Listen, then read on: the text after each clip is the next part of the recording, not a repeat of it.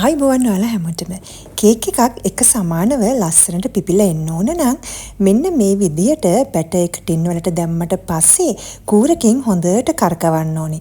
එතකොට ඇතුලේ තියෙන වායු බුබුලු ඔක්කොම අයින් වෙලා කේක් එක සමානව ලස්සනට පිපෙන්න හේතු වෙනවා.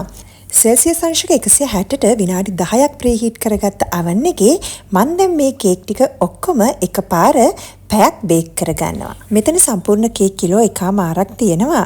ඉතින් oven එක ඇතුලේ කේක් ටික හිමින් පිම්බීගෙන එනකොට මුළු කුස්සියම සුවඳයි. ඉතින් බේක් වෙනකොට oven එකේ දොර නිතරම අරින්න යන්න එපා. එහෙම වුණොත් කේක් එක බැහැලා යන්න පුළුවන්. ඔන්න බලන්නකෝ අපේ කේක් ටික හරිම ලස්සනට රන්වන් පාටට බේක් වෙලා ඉවරයි. උඩ පැත්ත ඉතාම සමබරව මෘදුවට ඇවිත් තියෙනවා. මේ වගේ රසම රස ලස්සන කේක් එකක් ඔයාලත් ගෙදරදිම හදලා බලන්න. කේක් ටික විනාඩි 15ක් විතර ටින් එකේම මේ විදියට තියෙන්න අරිනවා. ඊට පස්සේ තමයි කූලින් රැක් එකකට දාලා හොඳටම නිවාගන්නේ. ඊට පස්සේ මං ක්ලින් රැප් එකකින් ඔතලා ශීතකරණයට දානවා.